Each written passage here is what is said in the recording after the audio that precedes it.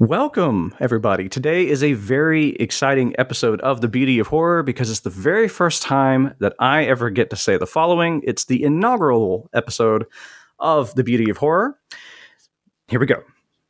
The Beauty of Horror is a podcast dedicated to exploring the unsettling beauty found within our favorite genre. Each episode, I will sit down with a different guest to discuss a horror film they find particularly beautiful and why. I'm your host, Chandler Bullock, and today's guest is the editor-in-chief of We Are Horror, a contributing writer for Ghoulish Media, Rely on Horror, and the recently launched Ghouls magazine. Beautiful welcomes to Dani Bethea. Hi, everyone. It's a pleasure to be on the inaugural launch of the podcast. Hello out there. Super, super excited to have you on. I could not be more delighted to have such a prominent figure in the horror scene to start this off. And for anybody who knows Dani's writing and knows the kind of work that they put out, you would know that you're a shoehorn for talking about emotions, aesthetics, beauty. So can't wait to dive into our films today. But before we begin our discussion, I would like to kick off each episode with a quote about beauty that relates to our topic. This can be from philosophy or from the filmmakers themselves. Now, today's quote is quite simple. It is, "There is beauty and humility in imperfection." Now, I'll reveal who said this a little later on. First, Dani, let's talk a bit about your relationship with horror. What is it that draws you to the genre? Well, for me personally, it's all of the different ways that you can find some kind of cathartic release out of it. Whether, it's the revenge horror, it's the horror that has, some kind of socio-political element to it. I mean, there's even like the horror films, where you can just kind of turn your brain off. Like the genre is literally limitless. Like there's like no limits on the genre. Like all of the rules that, may be applicable to other film genres just aren't there with horror. So you can kind of do what you want. You can kind of throw anything at the wall to see what sticks. Like you can, kind of just let go in the genre. It's like one of those rare pieces of media where it's like, oh no, there's no rules here. I mean, like some rules, sure. I mean, it kind of depends on the world and the canon and everything else, but like it's just so freeing. It's like that piece of kind of pop culture media like comic books or video games where you can just like have fun. I totally agree with that. The fun element of it is very important for a lot of us, I'd say, because it's something that we can lean on to escape. But as you're also pointing out, the other elements of it, the socio-political elements of it, the art house elements that can come into horror as well, can be done in an equally satisfying way and in a way that just, as you've already pointed out, it's limitless in the scope of your imagination is the scope of the stories that you can create within the horror genre. Very interesting. Very nice. So what have you been up to lately? Have you watched anything in particular recently that you might want to talk about? This is funny. I don't know when this is going to come out or debut, but it is currently almost the end of April. But the main horror thing that has just been the buzz of April has been Amazon's Them. Mm-hmm. And oh my goodness, it has like it has kind of been like this torrential tidal wave of non-horror newcomers, people who've been in the horror medium, writing about it or producing it for a long time, trying to educate people who are a mixture of both and their thoughts and feelings on it. But yeah, to say the least, I'm not going to spoil, but Amazon's Them, it is a ride. I've been hearing a lot about that as well. I haven't seen it myself as of yet. We do have Amazon Prime. I just haven't sat down to check it out. But so for those who haven't seen it quite yet, do you have like a succinct sort of explanation about what it's about, or maybe what the point of discussion is about it? Mm-hmm.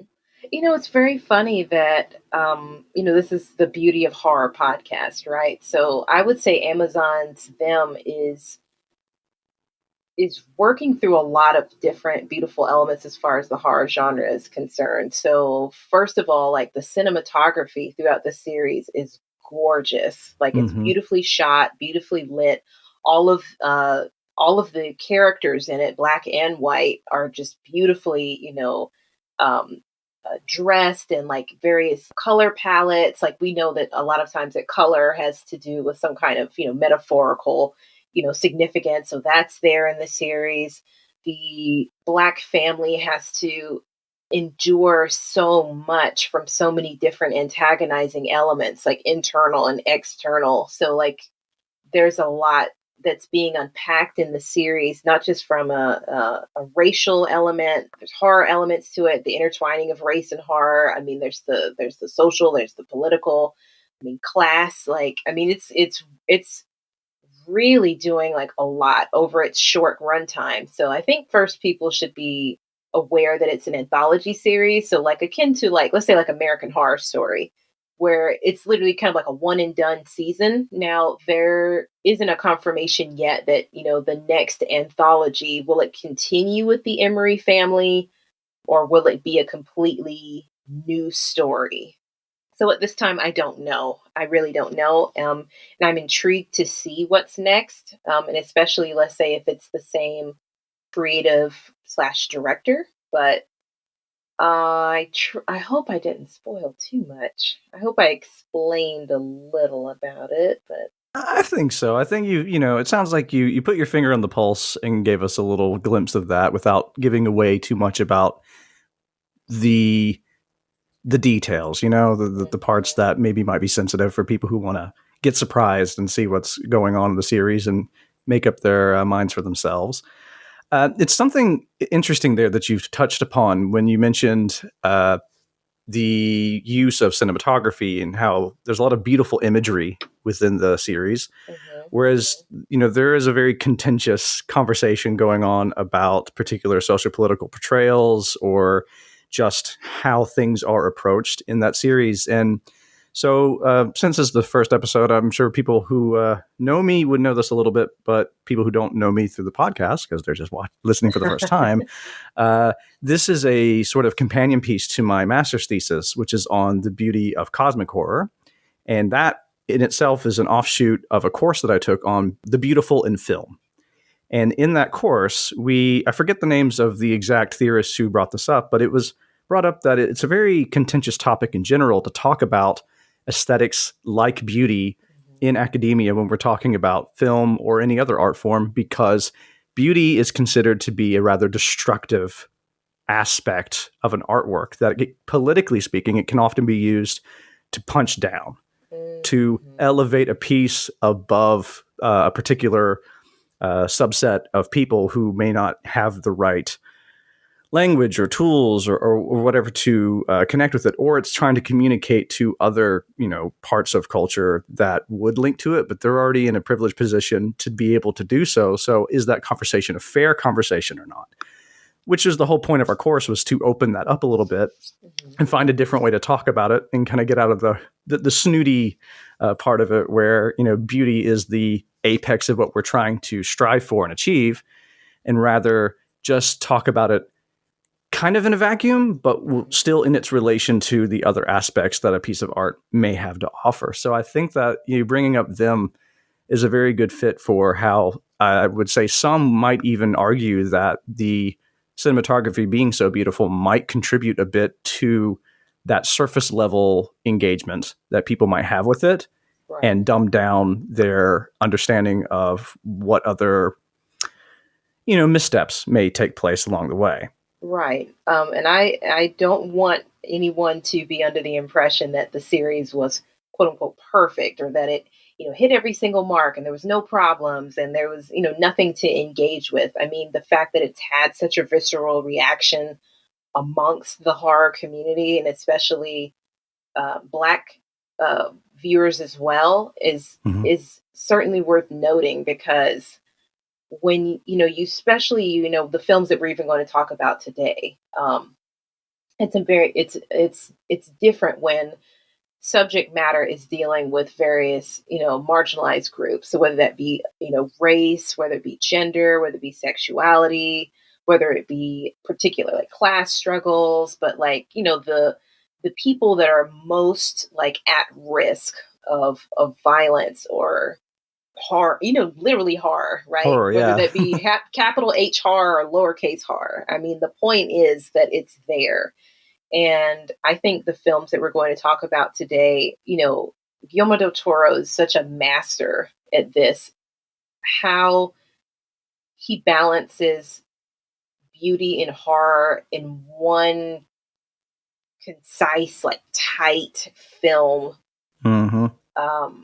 Every single time, and at the same time is working through so much, like we're talking about Amazon's Them, so much like history and socio-political and just his films.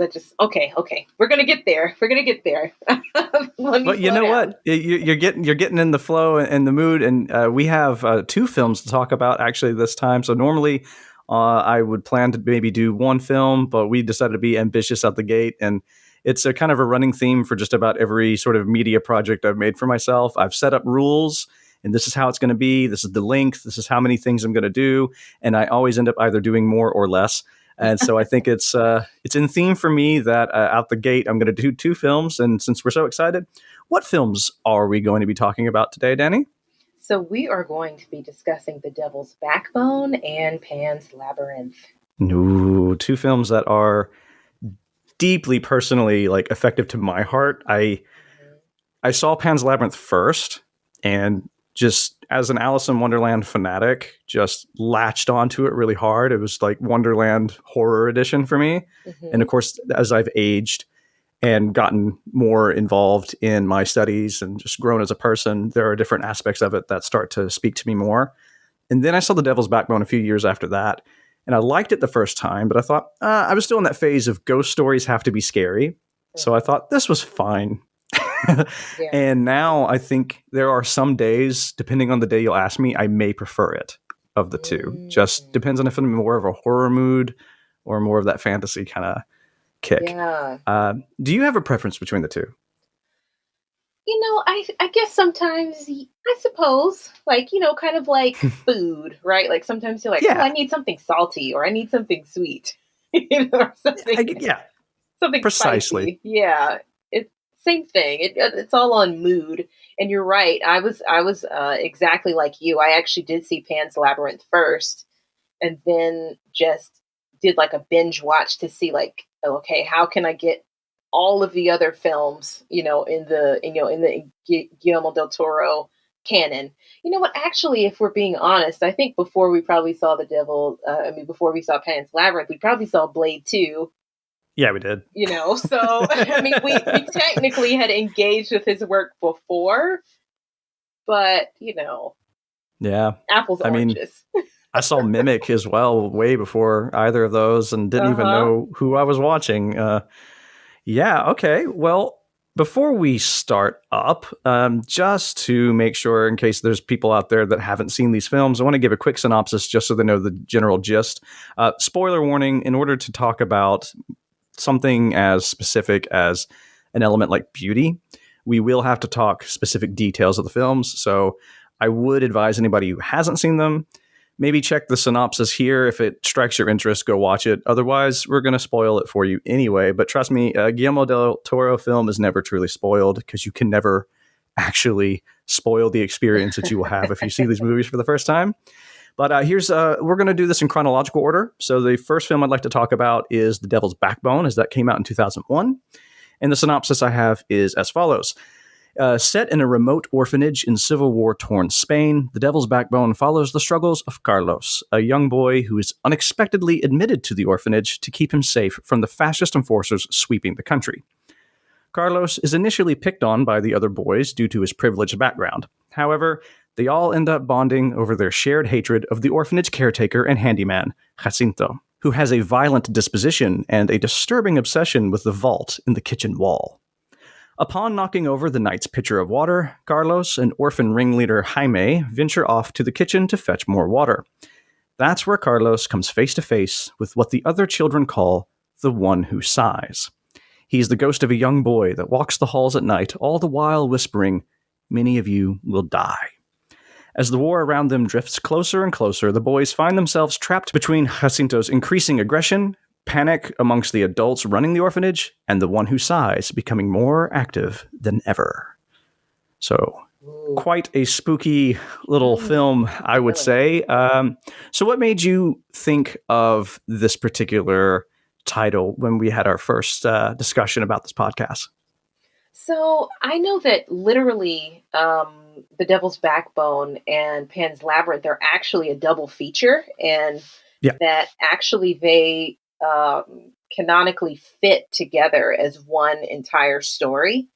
That, not even knowing that some of the characters that we'll talk about in Pan's Labyrinth, or that the events of Pan's Labyrinth directly connect to the Devil's Backbone and vice versa, all because of a war, all because of a historical event that happened to these children, and the ripple effects and ramifications of real horror in this way that can happen to children. So one of the reasons why I thought of it was I'm also a huge fan of just the genre, and especially trying to unpack, like, I know you talk about me like as the empathetic writer, but like I don't know, I just really get into stories that are trying to unpack this stuff, that are really just trying to Right. see this point of view from the ages of children, teenagers, adults, like how they trying to survive. Like a lot of these stories, The Devil's Backbone, Pan's Labyrinth, are survival stories as well. I would even maybe put them in like the survival horror genre to an extent. But yeah, I mean, ooh, this film, like upon first viewing, it was just chilling, and it was really interesting to see the ghost aesthetic, the haunting aesthetic that Guillermo loves to work with, because so many different places are leave behind these remnants, these ghosts, this bad energy, because something horrific has happened there.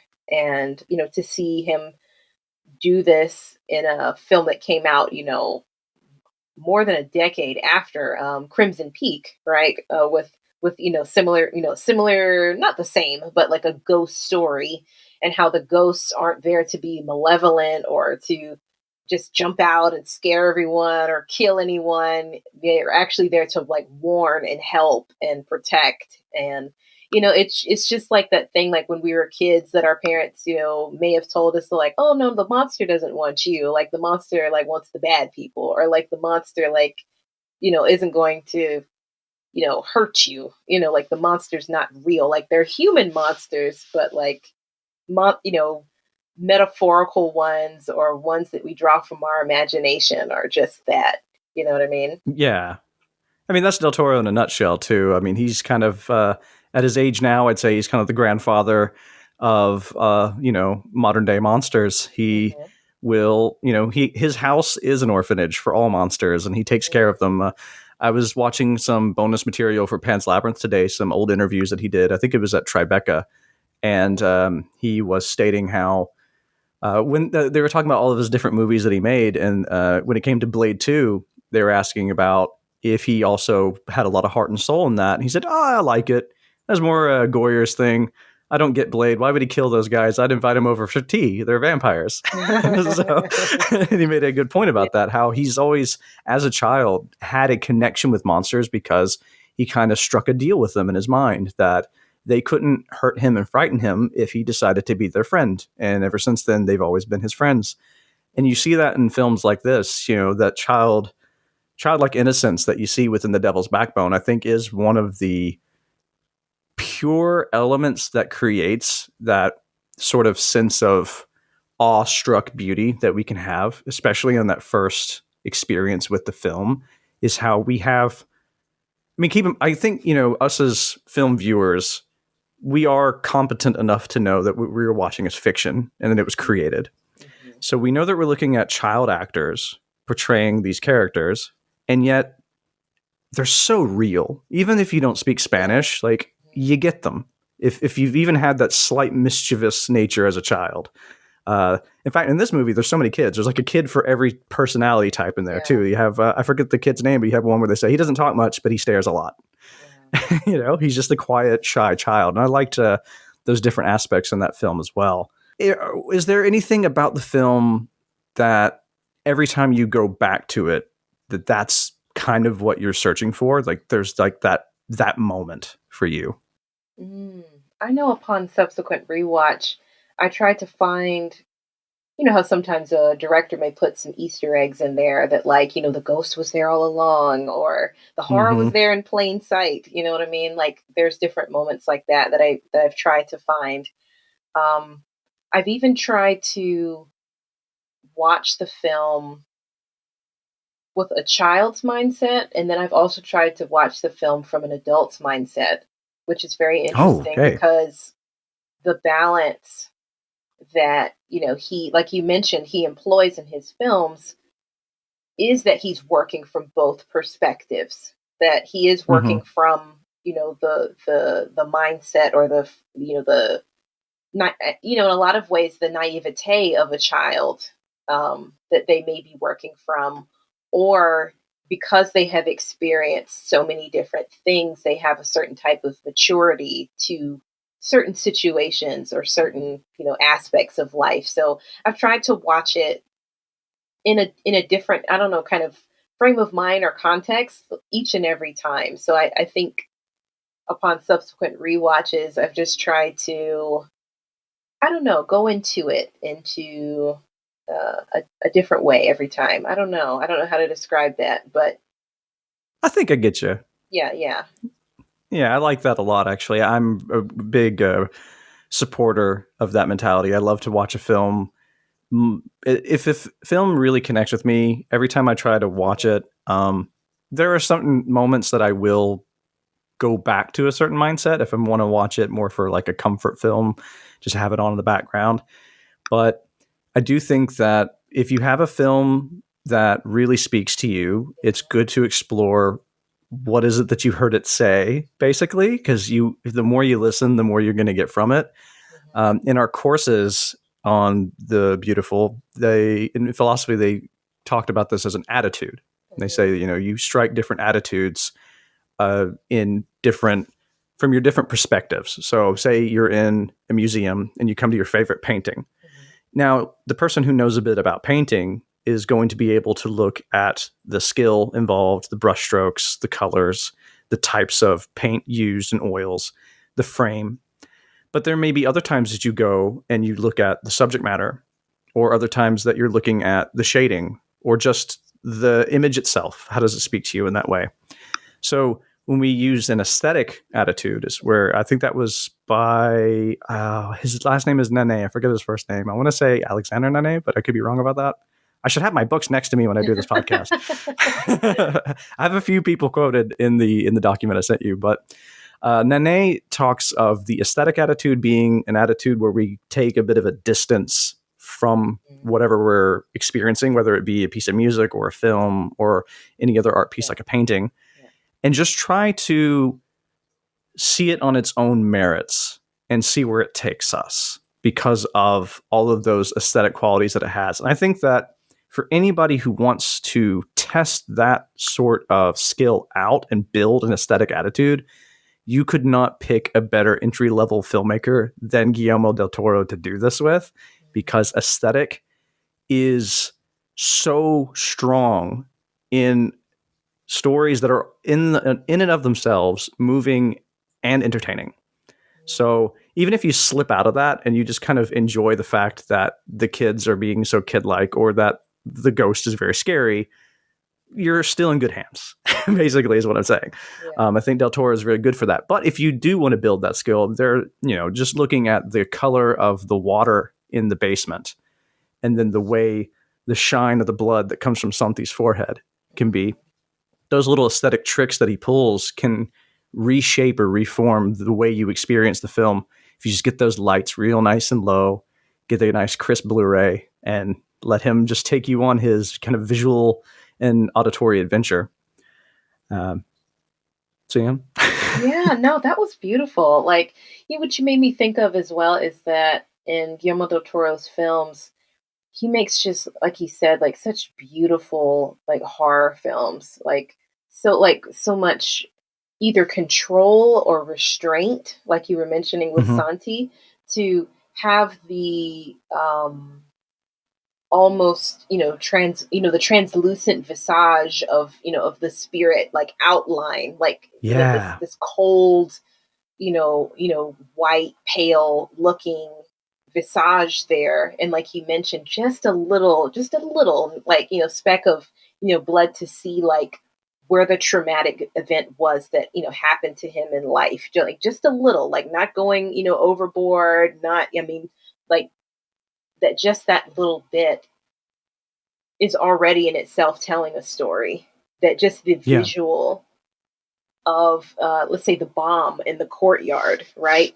Like, it's just this kind of beautiful, these beautiful framing devices that just are so impactful and so memorable, as far as a filmic experience. Like, you could just show the frame of little Santi, like, down in the, lower level there, just by himself, and people are like, oh, the devil's backbone. I mean, Exactly. or showing just that bomb, that lone, missile in the courtyard, the school grounds courtyard, and it's like, oh, devil's backbone.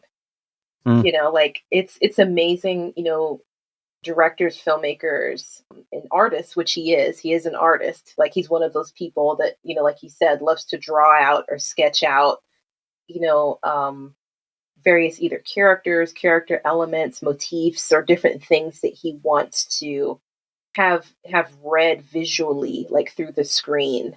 And I think I think actually maybe more directors should do that. Like, if they aren't doing it, like, even if they're not the best artist in the world, even if they're not Yeah. the best, like, painter in the world for the colors that they want to use in the film, like, it's amazing where sometimes your want or your request in a film can go if you say, like, this.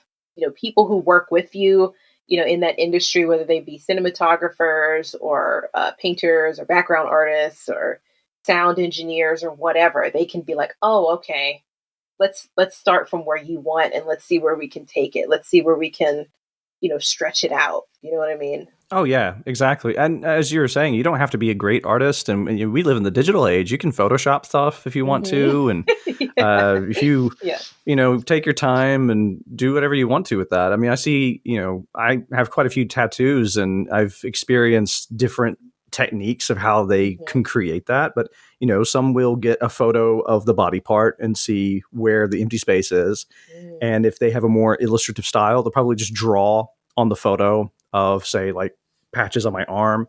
I've had others that are slightly more realistic, and they'll kind of do like this photo manipulation of somebody's face and show the colors and be like, you mean like this? It's not the tattoo I have, but it's just, I Mm. could already see as a layman what they're going for. And if you do it the other way around, that you were the layman, you're like kind of like this, and you give a professional that, that you're in good hands. You hired them for a reason. So I love that Del Toro, and he does have skill. I mean, if you've seen his sketches, Yeah. they're Yeah. his Yeah. creations are very close to what he draws. Hmm. So, but then again, he's also worked with other artists in films, say like Hellboy 2. He's worked with Chet Zar on a few of his designs, and if you know either of their styles, you can also see where they come in. But I agree with you that more filmmakers should kind of put more hands on with what they want everything to convey, basically visually. Even if it's not a storyboard, I get how some filmmakers don't really like storyboards because then they feel like they have to do it that way. Mm. But shoot from the hip. If you don't want to do it that way and you find a better shot when you're on location, you don't have to. It's your movie. That's true. But Yeah. it's interesting how that can make for a more dynamic experience when there is that element to it. So let's say, like, I'm just kind of spitballing films here. So example, like Mad Max Fury Road was like a film, Oh, was all yeah. was in so many different ways, like a graphic novel come to life. Yes. Like the fact that it was really like drawn out, like this happens here, this explosion happens, this, they're swinging from this, like, to have that kind of blocked out. And then it, like you said, it's not necessarily constrained to the storyboards, but at the same time, the fact that it's there for like visual reference, like it's there for, for the filmmaker, for the director, for, the on shoot, scene person, for, the stunt coordinators, the stunt work people. Like it's amazing how when you're just that adept at what you do, and if you do, like you say, like if you have the skill to paint it out, draw it out, if you're, let's say you're a digital FX person, right? And like say like, oh, well, I want it to look like this or move like this or stretch like this. Yeah, you have your directors who are more focused on the artistry aspect of it, trying to get this sort of purity of what they are feeling out onto the lens at this point, your screens. And I do think that if we talk in terms of beauty, there is a beauty to that skill. I mean, it's funny, you get into a tricky territory there. That was one thing they taught us very early on. So a lot of the philosophical discussions on beauty come from Immanuel Kant. So back in the 1700s, him talking about scientific processes and other transcendental thought processes. But he did discuss aesthetics as well, and he tried to apply a very wonderfully German white man's dogmatic approach to how we feel emotions. But it was useful because he does, in this scientific way, break down the differences between, say, appreciating something for being good at being what it is and being beautiful. He went to great lengths to try to say, when I say that something is beautiful, I'm not saying that it is, in his case, he would talk about maybe painting. So it's not necessarily a good painting because of its technique. I can talk about those things, but if there's a beauty in that, in those skills, there's still a heart and a soul, and there's more to it that strikes us, or at the very least, there's another thing that's striking us when we have that kind of response to somebody's craftsmanship and skill that they've put on display for us. Yeah, like that exhale was it. Like when you see a piece of media, and I think, like what I was initially hitting on when I said like what do I love about the horror genre? There are just so many talented people that are horror creators, whether it be, special effects, makeup, puppetry, hair, clothing design. I mean, like we talk about set building, set design, creature experts. Like there's just so many talented people in the horror genre that are constantly like pushing the craft as far as what is even like possible or impossible to make possible. Right? Yeah. Like in the paradox. Yeah, like it's a loop. Like, and that they've, since the, happy demise of the Hays Code, they've just like kind of just like, especially once the 80s hit, as like they're just like blood, gore, explosions, Yeah. What can we do? Yeah, like literally, like, what can we do that we weren't allowed to do before? So it's just like, actually, maybe I should take that back a few. As far as American film, obviously we had Jaws in the 70s, and we had Alien, which were like like these really gory, like splattery, beautiful, beautiful messes of a film that, like, when we think about it now, we're like, oh wait, films, they weren't doing that in film before, but like to think that they were trailblazers in like so many different ways to open people up to the possibilities of like what is horror, what can it be, like what can it do, what can, what stories can you tell with it, and it goes right back to the Devil's Backbone, the fact that, Guillermo del Toro said, I'm going to not only make this horror film, but like we talked about, he has just this beautiful horror aesthetic that works for him and somehow speaks to us. You know what I mean? Like it's really interesting, like you said, as far as a beauty aesthetic or a beauty aesthete or whatever, that it can have a power dynamic to it. It can have, a power dynamic. It can have class levels to it. It can have racial elements to it as far as who is included in the beauty, who's included in the world, who's not included, whose perspective, matters, whose story is being shown. And I think it's important that, so many different films, I think from Guillermo and other artists who are doing horror stories have just always pushed to highlight, the underdog, the final girl, the person who is like just usually like the person, like you said, is usually being punched down on in society in so many different ways. Like those are the people who like not only like live, but like go out like in a bloody like blaze of glory usually, or able to like limp off into the sunset or night or whatever. And laugh maniacally in the back of a truck. Yes. Yeah. Beautiful imagery like that. It's just like, yes, you made it. True. Yeah. And, if we, of course, if you were to think beyond what we see in the film, it can get really dreary sometimes.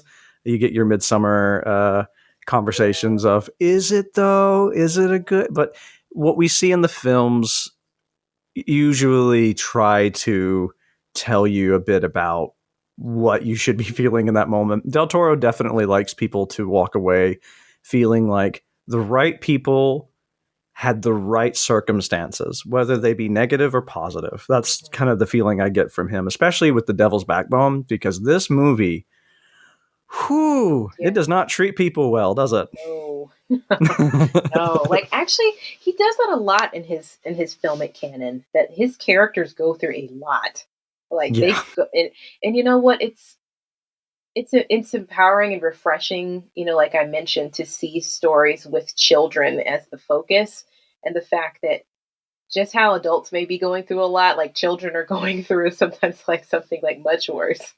Like that children a lot of times don't have the resources or the tools to like be physically able to fight back. So like they have to use their wits, or they have to, band together to be bigger than one individual, which was so beautiful in this film, to see all of the children like come together to like fight the monster, quote unquote. You know what I mean? Exactly. They're big woolly mammoth with it, come after him at the end of the movie. Because I actually never noticed that the first few times I saw the film. Actually, as my fiance pointed out in this one, when they go after Jacinto with the spear, she's like, "Oh, he's a mammoth." It's like, oh my God, they did like an hour before have a conversation about the tribesmen had to come together to fight a mammoth with sticks. That smaller humans grouped together were more powerful than the one large beast, because the large beast wasn't capable of the same.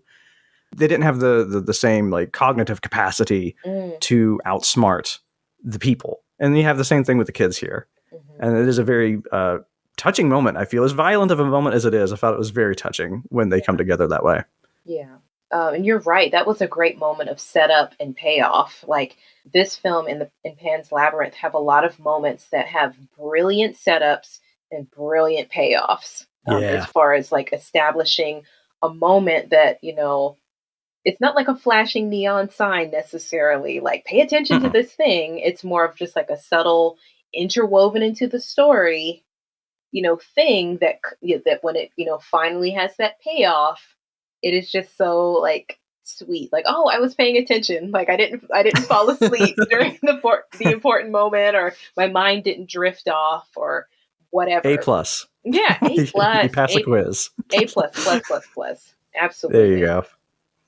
Absolutely. Yeah, it's very rewarding if you catch those things. And I like that Del Toro allows you to do it. He doesn't just spoon feed it to you the way a lot of, especially modern filmmakers will do these days. Yeah. That's something that, I think maybe for some of the newcomers in horror these days, like like you said, like you just need to trust your audience. Like they can handle it. Like it's okay. Yeah. You don't need to hold my hand. It's okay. I think there's another confidence there too, that, nowadays it's much more of a market, or at least not nowadays, but there are just, for most studio productions, it is a marketed product. And so they're just thinking about those initial theater hits. Can we make the money that we're looking for? And I don't really care what happens about the movie after we're done with this. But Del Toro is a filmmaker that has a lot of faith in his audience that if you like it, you will come back. And if you come back, isn't it wonderful to be able to unpack more and not just get, yep, that's the exact same thing I saw last time and nothing has changed. But it's more rich if you kind of pack it full of things and just trust that a very loyal audience member has not only the ability, but the desire to look into what you are trying to put out to them. Absolutely.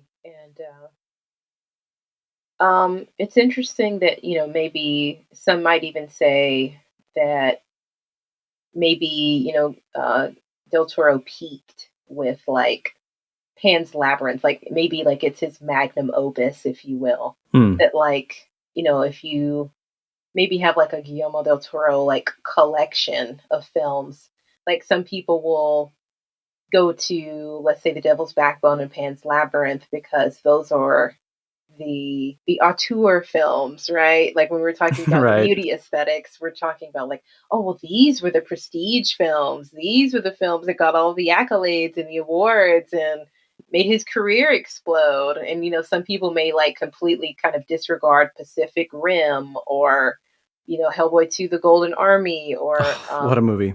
Or even like The Shape of Water. Like some people might say like, oh, that was okay, but it's not Pan's Labyrinth, or it's not The Devil's Backbone, So, it's a benchmark. Yeah, it's interesting that his career and what I truly, truly love, and I love it for him, that he's had this opportunity to make what he wants to make, to explore what he wants to explore, to say like, no, I'm a geek, I'm a nerd, I love everything. Like I love robots, I love comic books, like I love, like yeah. Like I wish more, people sometimes wouldn't, confine themselves to these boxes as far as, their creative talents, their directorial talents, because sometimes you see different things in their films that like, oh my goodness, you would be an amazing sci-fi, director, Yes. or you would be an amazing horror director. Like, why are you kind of pigeonholing yourself into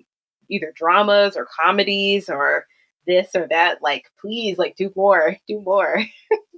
Yeah, I mean, you see a few that are starting to do that. I'm very thankful that Jordan Peele stepped into horror and showed us his, especially when he started doing the Twilight Zone. That's when I was like, yes, please show me how nerdy you are. I want to see it. I want to see all those wonderful little, just goofy stories that are in your head that particular platform is going to allow you to make.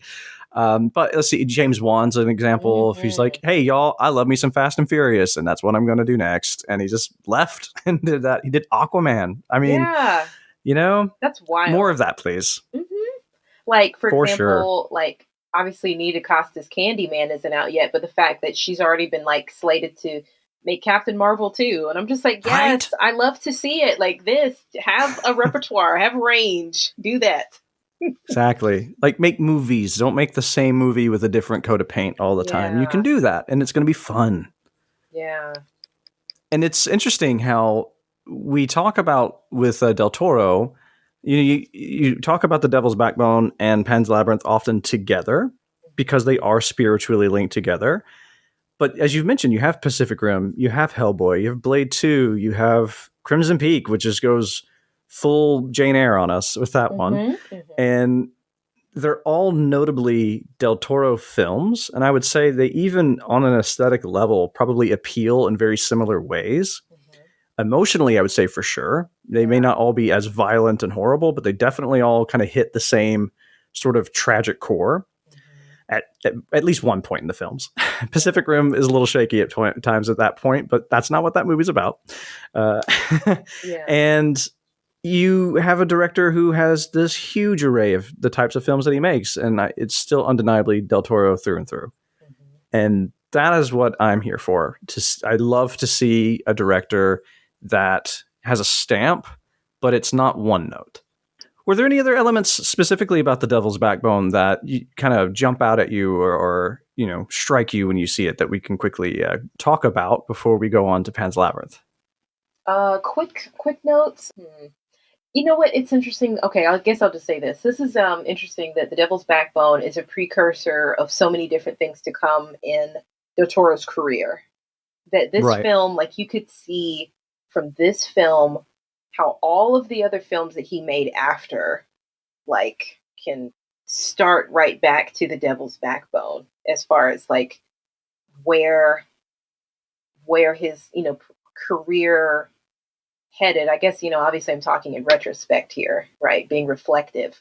But yeah, The Devil's Backbone, like, if you haven't seen it before, if you haven't seen it in a while, like, watch it and then watch some of the other films in his canon of work. You'll see, like, so many different things, like, Hmm. started way back when in like 2001. And I have to remember, I have to like shake myself. I was like, 2001? Right. It doesn't look it. It does not feel like a movie from 2001. No. So I guess that's all I have to say. Go back and watch it, and you'll be surprised, and you'll be like, "Oh, the I guess the baby of the A little group." bit. Yeah. Yeah. It's a spark that kind of, Hmm. drifted off into everything else. I noticed it the last time that I watched it. I think I watched it yesterday, and we were Hmm. talking about that as well, that there are specific moments that we were like, hey, was Crimson Peak just him saying, I want to do this again, but then see if I can make that look a little better? Or, oh, I'm just going to keep that part, and that's just the way I do ghosts. Hmm. Or this is how I do this. Hmm. And that way he can create this world. I don't know. I haven't seen enough interviews, but you're right that The Devil's Backbone seems to be that sort of DNA that will be notable for the future films to come. Yeah. Oh, I can't wait. Pan's Labyrinth. Let's talk. Yeah, here we go. Okay. So I had a feeling this would be the one that we wanted to dive into the most, even though traditionally speaking, The Devil's Backbone is more horror in a kind of straightforward sense. It's a ghost tale, but it is still also more gothic. So it depends on your perspectives on horror. As I've said, when I first saw it, I was like, ghosts need to be scary. And this was more scary in that I liked how you put it, more like the naivete of it would make it very frightening, a child just kind of running away from a noise. But Pan's Labyrinth is the kind of look back at the Devil's Backbone. And I think it's the moment where Del Toro said, I want to put all the monsters in that story. Yes. So Yes. here is a quick synopsis for anybody who has not seen Pan's Labyrinth. Set around the end of the Spanish Civil War, so if you look at it time-wise between The Devil's Backbone and now, there is a gap in time between the two. Pan's Labyrinth follows a young girl by the name of Ophelia as her mother marries a fascist leader, Captain Vidal. Ophelia is immediately unhappy with her new life, as Vidal shows her nothing but contempt. She's the only child on the premises of Vidal's large estate in the mountains. All of the adults working and living alongside her continuously tell Ophelia that she needs to let go of her love of fairy tales and to grow up. All save for Mercedes, one of the housekeepers. Mercedes tries to teach Ophelia lessons about the real world by appealing to Ophelia's interest in myths and legends. One day, while exploring the large labyrinth garden in the back of the estate, Ophelia is led by a fairy like creature to meet an old, wise faun living at the heart of the labyrinth. He informs Ophelia that she is actually a princess from another world and that her true family are worried sick about her. Still, he needs to know for sure if she is who he believes her to be. In order to leave this horrible reality and return to her loving kingdom, Ophelia must perform 3 tasks without breaking a single rule. Only then will the faun be able to take her home. The horrors of our reality converge with the nightmares that lurk within a child's fantasy as Ophelia undergoes her trials amidst an outbreak of guerrilla pushback against the captain and her mother struggles with her ailing health. And there's a lot more to it, but that is a good, I think, succinct kind of it. Yeah. Those are the major beats of the film. Yeah. Yeah. Major Yeah. So you were very excited. I think just about anybody who's seen this movie would agree that it is a beautiful movie, but this is the part that I find most exciting as well. Why? What is it about this film that gets our hearts just swelling with joy to watch it? Mm. You know what? This film for me is like you, or maybe we've alluded to throughout, right? The seemingly dreamlike fairy tale aesthetic and quality to it that, especially, I guess, maybe when we saw this, okay, so 2006, I was still in middle school. Wow. Ooh.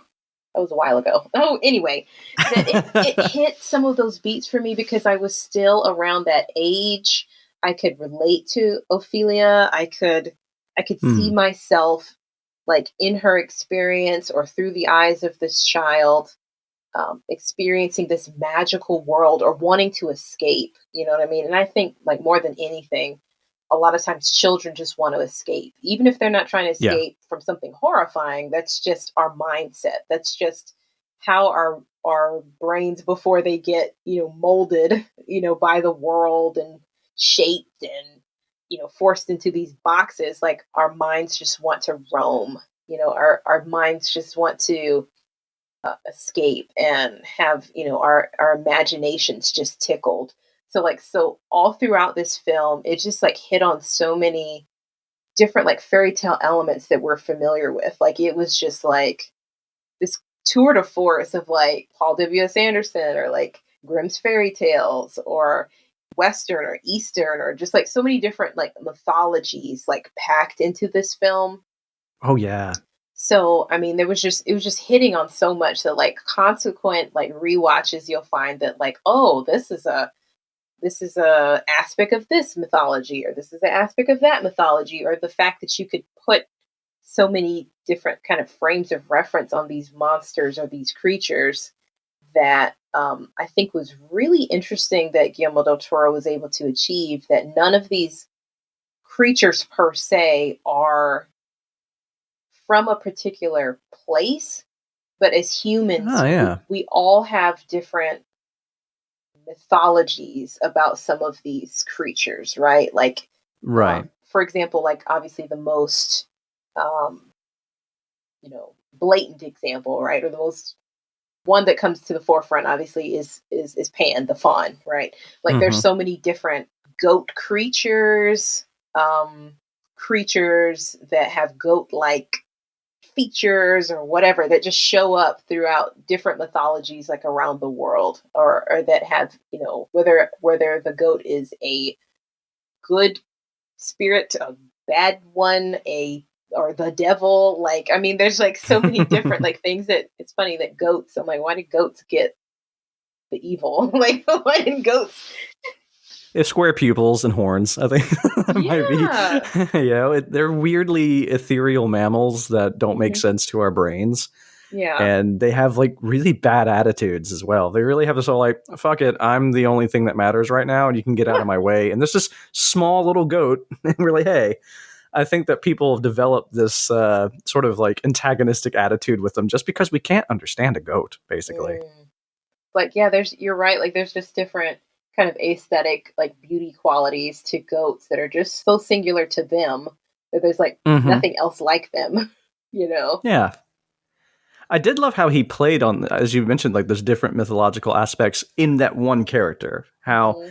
Hmm. more traditionally in a modern telling of a fairy tale, we tend to dumb things down and think that kids can't handle the more, dark and sinister aspects. So we keep it to its core.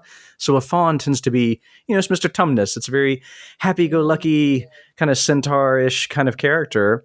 When traditionally speaking, in a lot of pagan stories, fauns were so mischievous to the point of just destroying households just because they were bored, things of that nature.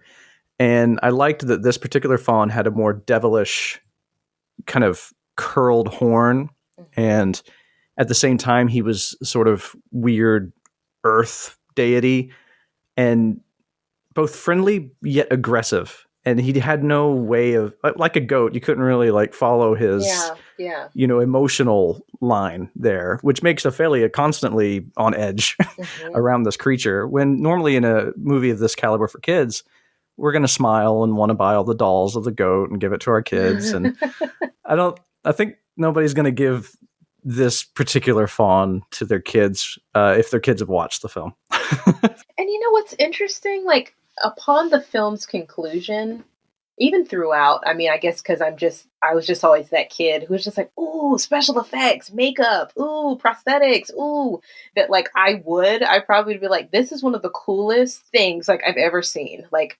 shout out all the way, Doug Jones, living Yeah. legend. I'm not saying that another actor or actress couldn't have done this, but like Doug Jones has just been doing this work for so long that like he can just slip on the skin of any creature, of any being, and just take it to like astronomical heights. Yes.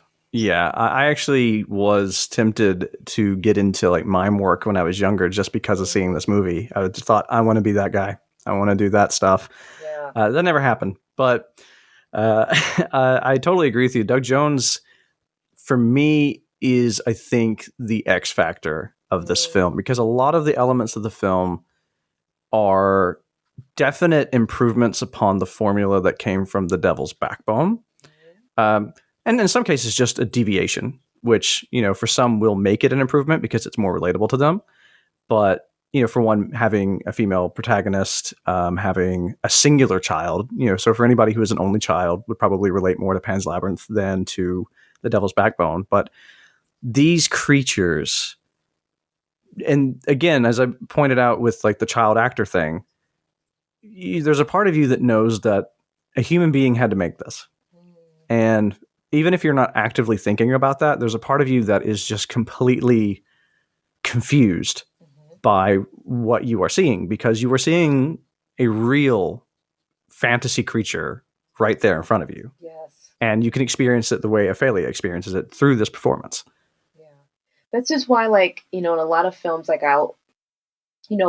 predominantly, more so than anything, because, we're those kids who grew up with live action everything. We grew up with seeing an actor there, like in the suit or in the makeup or in the whatever. Like we're used to seeing something physical and tangible there. So like I remember like when the fawn like first, kind of, stepped away from like the bark and out of like the I guess out of the element the of nature, and when we actually like just saw this beautiful creature like kind of waking up and like walking towards her, I think I gasped. I probably gasped because I was like, I know I did. yeah, I was just like, this is everything. This is this is amazing. Like I'm like huge sci-fi fantasy geek. Grew up on like old school Star Trek to the present. Like just something just titillates me when I see 110% that goes into the character work and the physicality of a creature like we were mentioning, like is like non-human. So there's all of these non-human elements, and even Doug Jones, as we'll probably talk about later on, the Pale Man, like Yeah. ooh, same. Ooh. And that's wild. Like I honestly think he should have gotten an Oscar for this film, an Yes.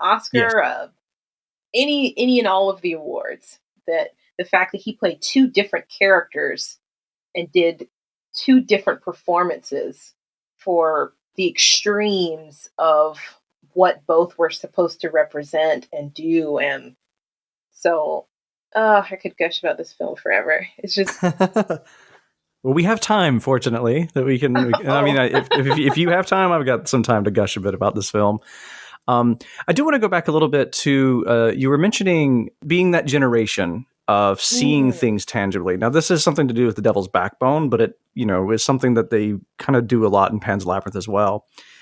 I remember in the moment that got me the most for The Devil's Backbone is when I think it's Carlos goes up to the bomb. And all the kids have the belief that it's alive because they can hear the gears still turning inside of it every now and then. And so they call it her. So he asks her, "Where is Somthi? Show me where he is." And then you have the wind blow the different ribbons on it. And one of the ribbons pops off and goes into the kitchen. Nowadays, you would probably get a very painstakingly crafted CGI kind of living ribbon once it came off that would do some sort of follow me, come over here kind of movement and get stuck in the window. And I loved how this case, they just blew a ribbon in that direction and then got it stuck on the window. And I'm sure it was the most irritating thing in the world to get right, but it looks so spellbinding. It gives me chills every time I see it. It makes Santi exponentially more terrifying to me because he's controlling the elements.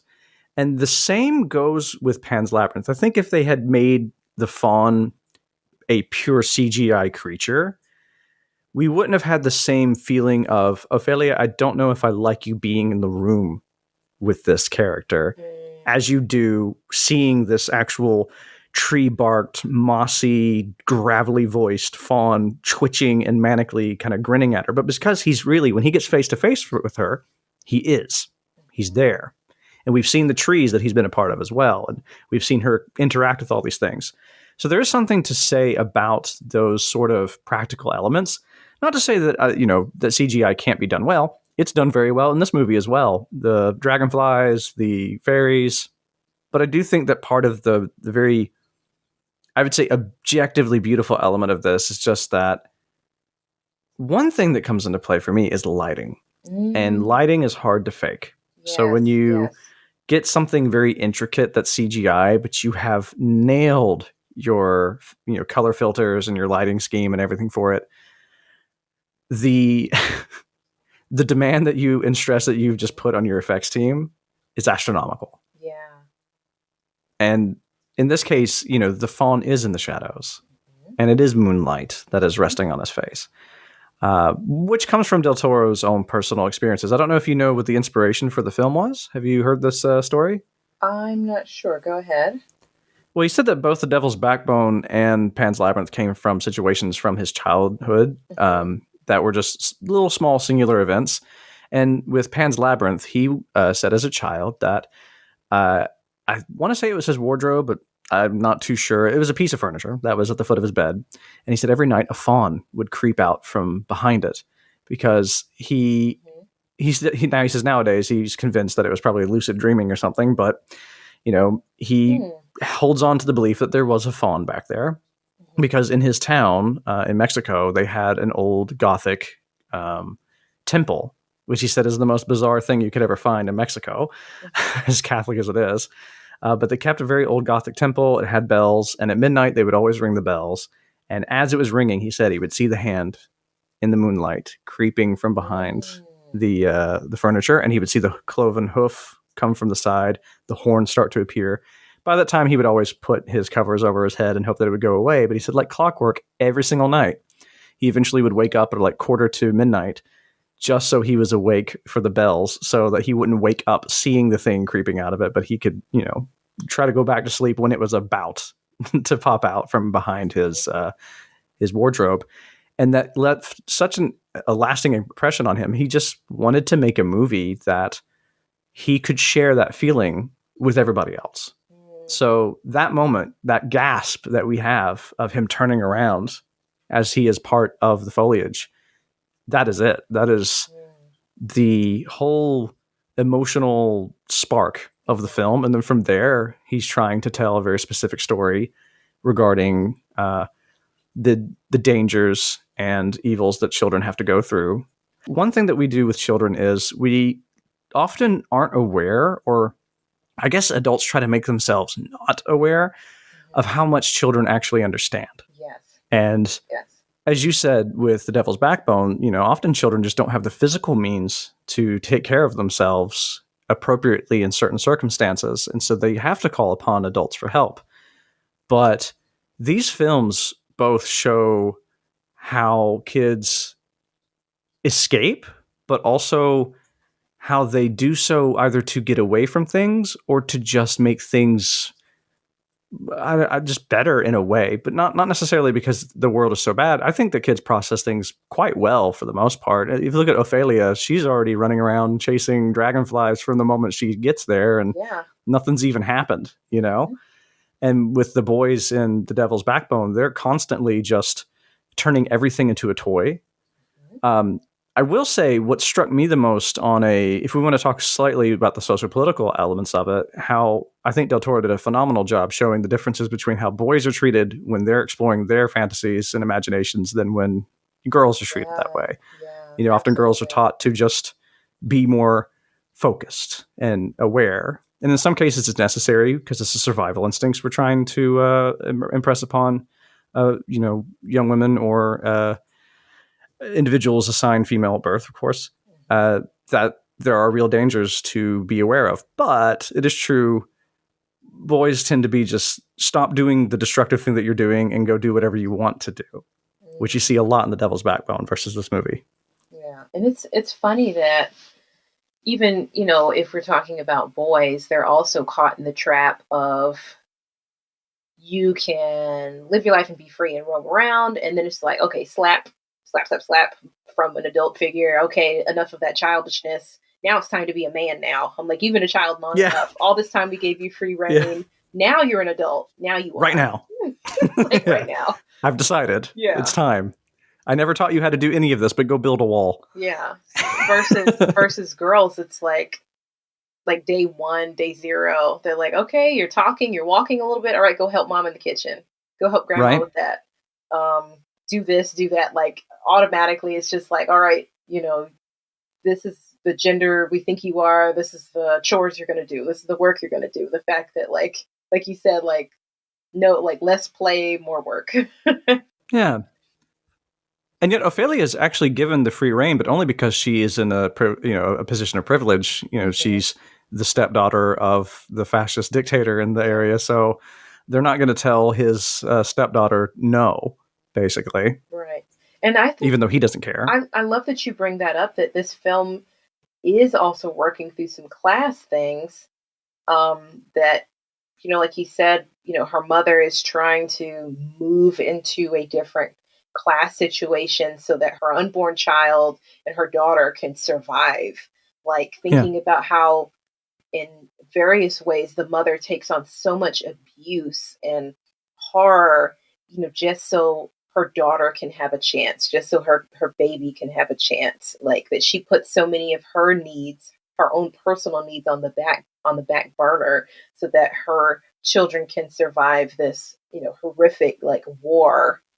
And it's interesting that, you know, that element is there. And even at the end of the film, when it concludes, and it's just like, yay, you know, Ophelia, you survived. Here's your, you know, prize to go live with royalty, you know, in a castle like far, far away. Like, so for some people, you know, I get it. Like they don't like class stories like that, where you're just like, yay, you're the knight or the king or the queen, and now you can like rule over others type stories. So like, I think upon rewatches, maybe I'll have to see how I feel about that element, but it's a part of fairy tale stories and a part of that escapism that children are like, okay, I can go live in the castle far, far away. Like all of my problems will be gone. Like I'll be able to kind of live a happily ever after. Like that, you know, so many stories are a happily ever after, and that happily ever after element is with some kind of like monarchy or like,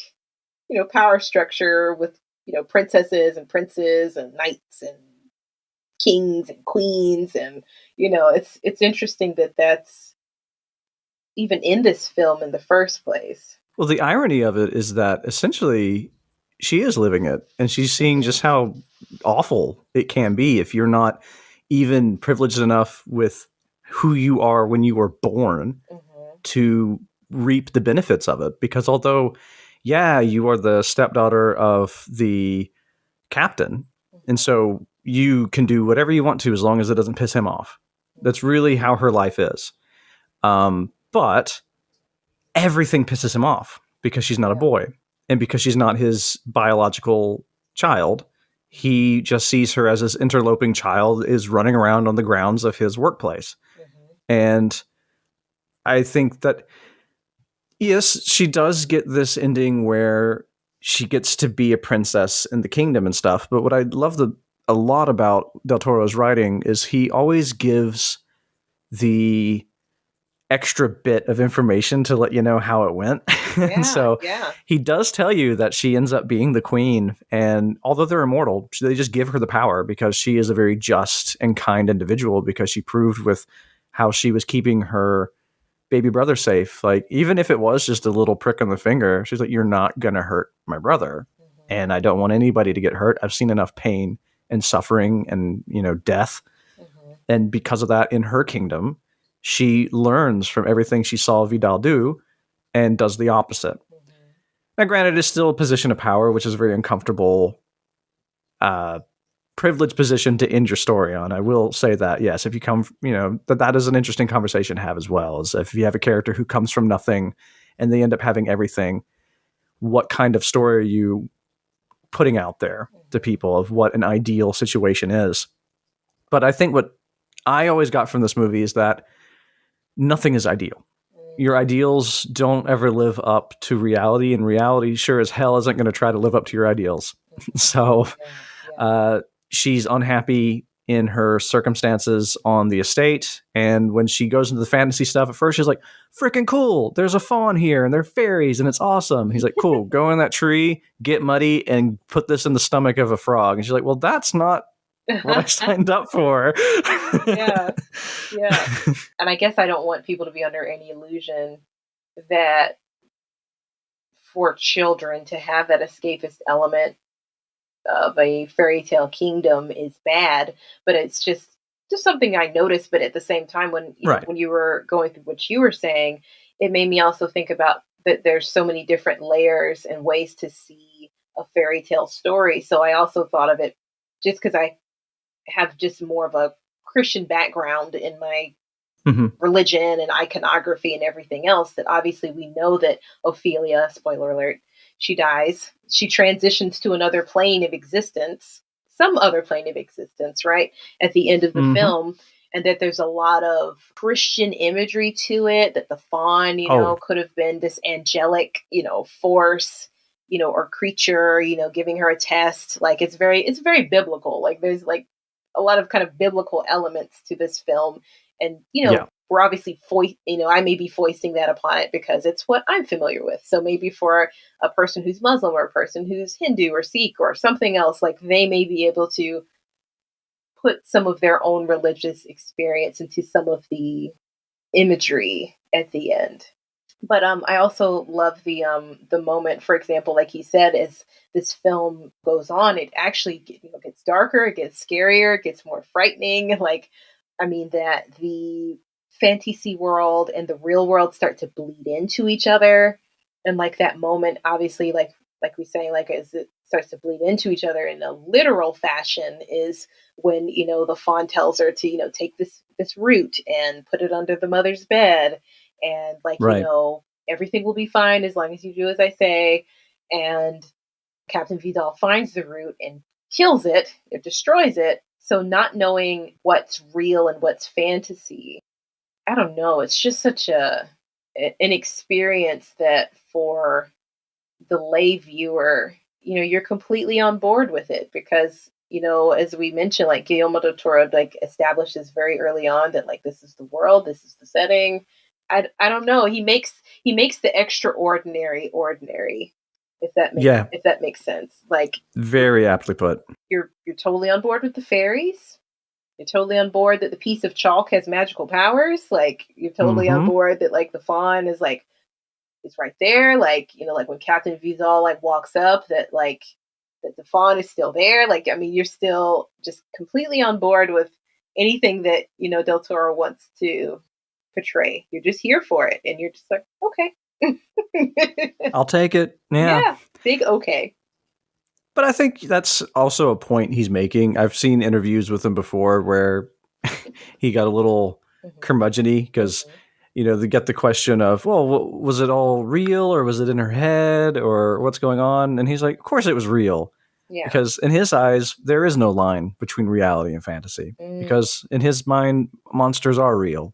But the thing is, you should never fear a monster. You should fear people. Yes. And that's what he's trying to remind you of. Yes. There's actually a great quote here that I wrote down from The Devil's Backbone when it's at the end of the film when they kind of reprise the whole narration. So that the movie starts with the narration about what is a ghost and talks about the different Gothic definitions of what it means to be a ghost. And they come back to that after the movie has pretty much proven the point of the opening narration. And the line here says, a ghost is an emotion suspended in time. And I loved that quote. That really struck my kind of like beauty cortex, if you will. And I do feel that the same kind of applies to the fantasy within Pan's Labyrinth as well. All of these emotions that we see, they are suspended in time because a child's emotion is no different than an adult's emotion. The only difference is our experience and mental development in how we process these things. But we wouldn't have nostalgia if these emotions were fundamentally different from each other. We wouldn't hearken back to childlike emotions if they were inferior or incorrect, basically. And for me, that is at least my take on, if I had to put it succinctly what I find beautiful about both of these movies, it is that suspension of time that you have. They are timeless films. As you mentioned, The Devil's Backbone could have come out in like 2012. It really could have. Yeah, it could have come out like today. It could have, yeah. And this movie hits so differently in 2021 than it did in 2001. Yes. Oh, wow. Yes, like, and it's interesting when you write stories like this that you say are timeless, because this film is operating on so many different levels of storytelling that we know the fairy tale, right? Like everybody has some kind of gateway, whether it be through a book, whether it be through a movie, whether usually it's through books. And I think that's important. And I love that element in this film where like there's this fairy tale book, there's this magical book, that she opens and she can read, and it has all of these beautiful illustrations. So like it's operating on that level. This film also, like you mentioned, like has monsters in it, like all like throughout time, like we have all of these different monster stories. We have villain stories. Like, this film is just like hitting on so many different things that are just the sign of a really fantastic writer. Like it just seemed like Guillermo del Toro was like firing on all cylinders, like when he wrote this film, and the fact that he wrote it and directed it. It's just like mind blowing to me. It's just like, you did this? What? Yeah. Like your mind. It's a lot of work. Yeah. It's impressive. I would probably say a sister film to this one, not by Del Toro, but I would say by a woman who is a great admirer of his work, and even is new, relatively speaking, to the horror community. But Issa Lopez's Tigers Are Not Afraid, also known as Vuelven, which means like they return.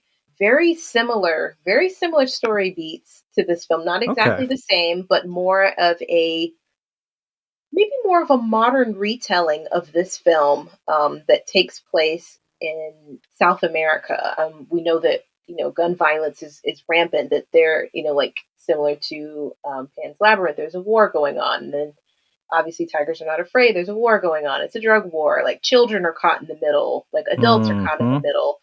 That this film, the film that she writes as well, it has ghosts in it. That the mother is the one who comes back and is initially scares the daughter from the shadows.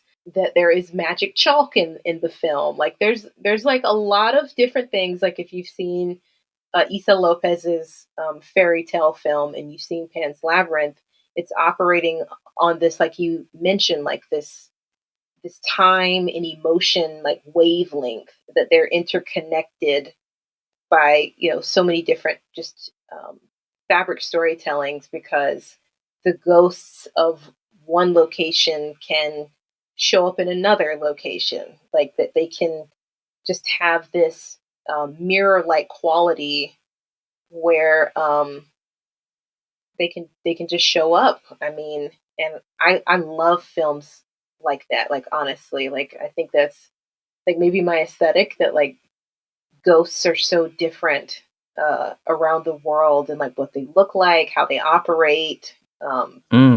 That I don't know. It's a particular kind of aesthetic that I like, because it forces the viewer to learn, to read, to become more engaged in the film beyond just like the surface level. So like, this film, for example, for 2006 middle schooler, it made me look into like, like let me look into the Spanish, Civil War, and right. It was a real event. Like, it was something that like little young me who loved to read and like loved to, this is before the internet. So, or at least, okay, the internet was there, but 2006. Before the ease of the internet. Right, yeah, right. Before the ease of dial up. You just had to go to your local library. You had to, Yeah. you know, gosh, what the Dewey Decimal System. You had to, Oh goodness, yeah. you had to look. You Or had ask the librarian, because no way. You had to actually do the research, and if you wanted Yep. to know more, you just had to be more informed, like on your own. You had to seek it out, and films like this are like totally up my alley. That have just such a great balance of like horror history, like are films that are just that are like the films that I just love, like some of the stuff I like to write about are those films or are those media projects that are doing that kind of thing, that are either talking about horror history or talking about social issues or talking about politics or policy or whatever, that are kind of nudging people on the shoulder or tapping them on the shoulder like, hey, real world thing, like you should do Yeah. it. It's a thing that not every viewer gravitates towards, and I'm not, I understand that it's not always the mood that somebody's going to be in is necessarily always wanting to have that, but I think it's undeniably there in any piece of storytelling that is in existence, even if the intentions were not there. The fact of the matter is, a voice created it. That voice has a history, and that history is linked to a cultural history, and all of these things influence each other. And the more you dig, the more you find, the more you understand where this viewpoint comes from. And I think that is a wonderful practice and a very enriching practice to do as well, because you learn a lot about yourself as you learn about other people. I find, at least when I do this. Um, so I'm right there with you with that. That's definitely one of my kind of brands as well, is the films that try to teach you a bit more about the world through the process of either entertainment, if you find it fully entertaining, or just the experience that they take you on. I actually am going to do an update to my Tigers Are Not Afraid piece that I did, I think it was last year, maybe a year and a half ago, after seeing the film. I've got it written. It's actually called Tigers Are Not Afraid, Exploring Magic as Survival. And I think this is a great point about, what Del Toro, films do, or other films that, have a child or a teenager, and they're usually not an adult yet, usually, Right. in these type of, this type of film canon. But I think what's powerful about these films is exploring magic as survival, literally, like, just kind of as it says, like that this film, The Devil's Backbone, that because children, are, I'm not going to say ill-equipped. That's not even the correct word. That so often adults are just prone to violence or to try Mm-hmm. to come at a situation with a just push it down, knock it over mindset. They're not willing to try something else, like finding another way to go about resolving conflict or some kind of resolution. Like, so, for example, younger me, like totally on board with the whole concept and premise of like Steven Universe, if you've ever watched it before. Like, Steven Universe is like that kind of show. Craig of the Creek, like on Cartoon Network, is that kind of show. Like, I'm totally here for like shows where like kids have power and agency, like in their own way, like in their own unique ways, and their own type of heroism, their own type of self actualization. And it's powerful to see pieces of media. I love films where kids are the focus, or where children, they try to explore the nuances and intricacies of like childhood, or just because the perspective is so different, and a lot of times isn't so heavy like an adult, isn't so burdened with, I guess maybe either adult issues or an adult framing or something like that. Why, Pan's Labyrinth is such a beautiful film, because it, operates from that perspective, of Ophelia. But at the same time, I can't remember what this film is rated. Is it rated R or is it rated PG? Yeah, it was Okay. rated R. Oh, okay. So yeah. at the same time, I would hope so. yeah, like there are elements in this film, like that because it's a war film, that Guillermo del Toro also like has to go there. And I would say even Right. like the film Tigers Are Not Afraid, the same thing. Like it's a war film. Like there is trauma in it. There is horror in it. There's blood in it. Like there is, violence in it. And depending on who that violence is directed towards, it's escalated and ratcheted up even further. So just the fact that that's a thing that exists.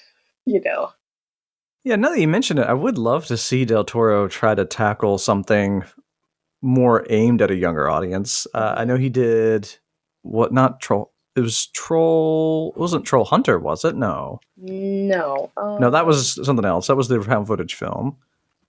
I know he's. He produced a children's series, I believe, for Netflix. But film-wise, I think the Hellboy movies come the closest to that, and they do explore very similar things. I mean, you do have Hellboy as played by a 30-plus-year-old man, but the whole point is he's a character who, being a timeless, ethereal being, is so infantile in his time being alive that he's still exploring things the same way an adolescent would be exploring things. His emotions are out of hand and he's experiencing love for the first time, but love and loss and all the things that adults have to go through. But in his mind, he's kind of dealing with it as a very large child. And I love that the movie shows the whimsy in all of this as well, because he is such a innocent, untouched creature that just tries to see the good in things. And he likes kittens, which is also a very a nice touch to make him more childlike as well. Like he will go out of his way to stop his process because hold up, the kittens are in a box. I'm going to go adopt these kittens real quick. It's exactly what a kid would do. Hold on, Mama. There's a stray. Hold on, stop the car. And but now that you mention it he doesn't ever lose the whimsical or the majestic in films like Pan's Labyrinth, but I will say that it would be an interesting thing to see how he would communicate to a younger audience the same sorts of values and lessons that he's trying to explore with adults about themselves when they were children. Because that's what these movies feel like to me, is more of an exploration of don't lose that part of yourself that believed everything. Because the more you believe, the more you'll accept, Yeah. And I think that's inescapable, like you said, because he is the age that he is and trying to write the story with, a particular framing device or framed character, vehicle driven narrative from this perspective. But you're right that, I guess until a actual child is put in the director's chair, I suppose, yeah. or, something akin to, I don't know, like children's programming, like Sesame Street, right? That has children's input actually into the creative process to see, things from children they do like, they don't like. That's like that doesn't make sense, and I honestly would say not that a child would say that doesn't make sense, but like I would say that a child would explain to an adult why that makes sense, why that fantastical element makes sense. I'm like, oh no, that's fine, because of the the ubiquity of the internet now. Children are in a different type of maturity phase, process, ability than we were. Like there was like so many different things that we were just like oblivious to, naive to, so on and so forth, because we didn't have access to so much content from so many different sources, like 24 hours a day, 7 days a week, 365 days a year. Like it just wasn't there. I mean, look at this podcast. Yeah. That this is even possible. Like I'm talking to you from like thousands of miles away. You know. Shouldn't be possible, but it is. So I'm happy it is, though. Yeah. But you're right. At that time, everything was mediated. You had to be a professional. You had to have money for equipment and a studio that produced your things. And if the news didn't say it, was it really true? We had those conversations all the time. And, when 9/11 hit, it was really a lot of the behavior we have nowadays are people who are still traumatized from 9/11. They're just questioning everything because with us getting media from everyone, that means you're getting media from a lot of dishonest people as well, who just picked up a camera and did a thing. And that does mature kids pretty quickly. Yeah, I'm amazed when I talk to 5-year-olds these days, and I think of like, what the? I was just like this little Christian boy trying to punch the devil in the face because I liked Power Rangers at the age of 5. You know, like I was just going to church going swoosh, swoosh, swoosh. That's all I was doing. And these kids are saying, yeah, people were mean to each other the other day, but it's okay. And I'm like, what, kid? That's some wisdom bombs basically already of like, life goes on, but I'm very sad for them. Yeah. And I didn't even know that bad things were happening at the age of 5. Like our philosophies were definitely warped in some different ways when we were children because of the pre 9/11 world that we lived in. Yeah. That we're like, yeah, blow it up, punch it. Like we had a different frame of reference about like how to handle problems for sure. Like how to handle like yes. I mean it's a blessing, I guess, in disguise that we were children then, so we weren't fully formed yet as adults as we are now. But I mean, I think it's interesting, like you said, like there's a pre 9/11 world and this post 9/11 world, and we are that generation that's in that weird in between where we were like straddling all of the quote unquote good stuff, like not that our childhoods were perfect. It's like pleasant stuff. That's my I guess, the pleasantries of life.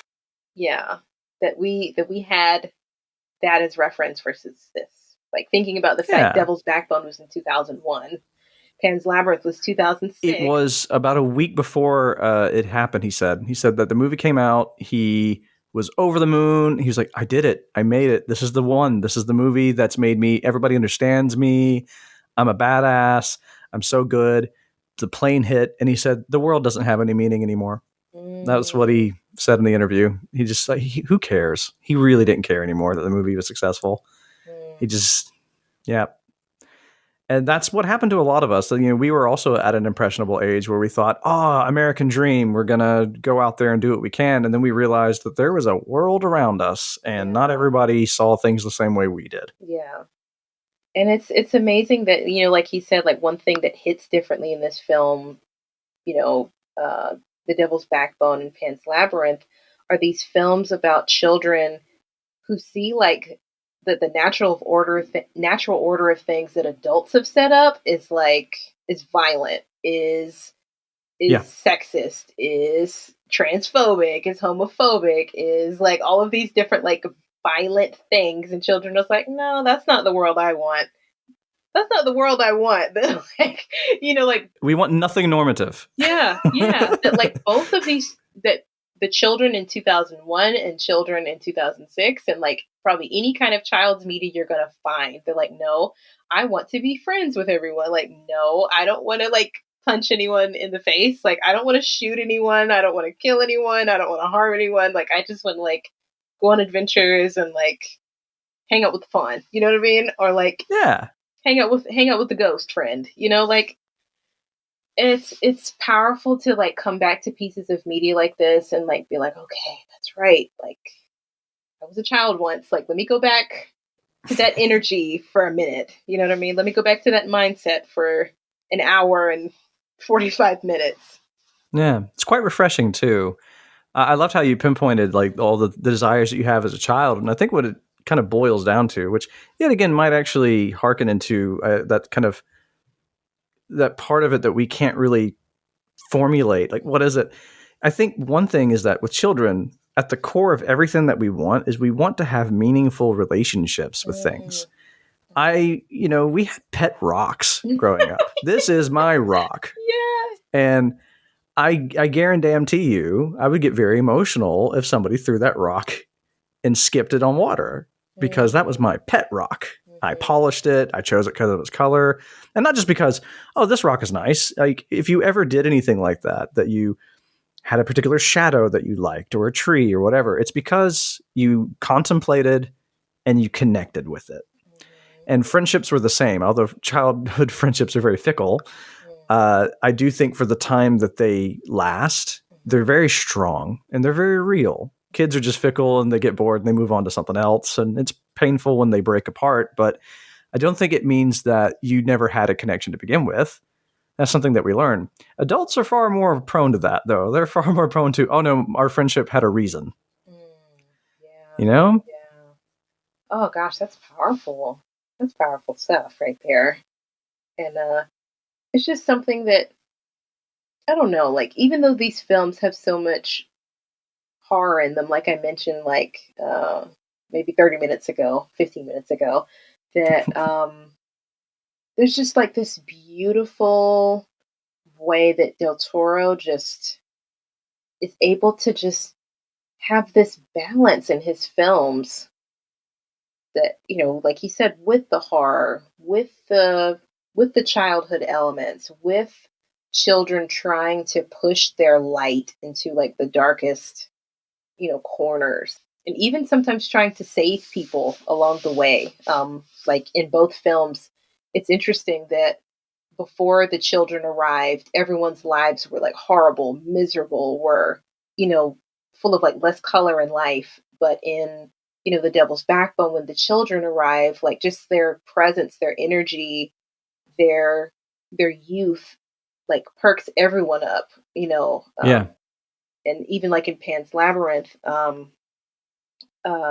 Mercedes and Carmen, for example, especially Carmen, who literally takes on this like second maternal role to Ophelia. That like before she arrived, obviously she was just living like, constantly like in fear that like I'm going to be found out, like my brother is like potentially going to die, like I could potentially die because there's a war going on. But this child shows up, and so many of her kind of walls are, just kind of come down because like this child like needs her. She wants to be needed, Yeah. like for this child. So like, oh, that's the power of children. Yeah. And she's also a little cheekier anyway. You see her with the other cooks and the maids and stuff, and the way they gossip about Vidal. And she's the one who's usually quietly doing her things, but you see it in her eye that she's probably started the conversation at some point. A little troublemaker. So if you have this child who's just doing everything that Vidal doesn't want her to do, I can imagine that she's like, thank you. Thank you for bringing this child into my life so that although I'm still afraid of all of these very serious and adult situations that I'm in, she can live vicariously through the might and wonder of this child's imagination and discovering things again. I think that's also wonderful. If you understand stuff and you learn how to rediscover them, oh, what a feeling. Yeah. And it was actually powerful to have the kind of reflective element that, like, not saying that they were the same in a literal sense, but like, as far as a kind of visual metaphor, that, like, if Ophelia had lived, that potentially she could have become a Carmen-like figure. So at the end of the film, we discover that actually Carmen has been like pulling the strings all along, that she has been quote unquote the spy. She's been the person who's been helping out the troops to actually like take down Captain Vidal the whole time. Like it's like this amazing story within a story within a story that like, it kind of makes you curious, like, well, who is Carmen? Like where did she come from? Like what kind of childhood did she have that she was able Yeah, to we don't know. Yeah, that she was able to survive all of this, that like maybe she had a fairy tale experience that like saved her and made her this amazing woman that she is. And so at the end of the film we see that Carmen was trying so hard, to fight so many different battles, and it's sad that she wasn't able to save Ophelia, but Ophelia wanted to be brave and fight her own battle. So it's just like this film is just operating on so many different levels as far as just everything. Like this film is just I just watch it. Just watch it, people. Yeah. Just If you watch haven't, it. do yourself the favor and watch it. But before we round off on this, we mentioned it earlier and we didn't actually get to it. And I think that a lot of people would just find us just so bad at this if we didn't talk a little bit about the Pale Man for just a moment. Yes. Okay. Let's bring that horror in, shall we? The Pale Man is a creature of many people's nightmares, myself included. When I first saw the Pale Man, that just changed the whole film for me. That's why, for me, like when there's a debate among some because of the fairy tale elements, like, is this really a horror film? It's like, he's got the fucking Pale Man in it. It is a horror film. It is like, I don't care that it's not like a fantasy film that has a horror element in it. The sheer existence of this thing being in this world tells you what kind of world you're dealing with. And I'm way more frightened with the prospect of what Ophelia has to rule over, because the Pale Man is considered a pretty normal thing in their reality. I mean, they don't like him from the way you can tell from the mythology, but he doesn't seem very singular. And that disturbs the hell out of me. So I would love, could you give a little explanation as to what the Pale Man is? Okay, so the Pale Man is an entity that's operating on so many different horror / fairy tale levels that he is the enforcer of the rules.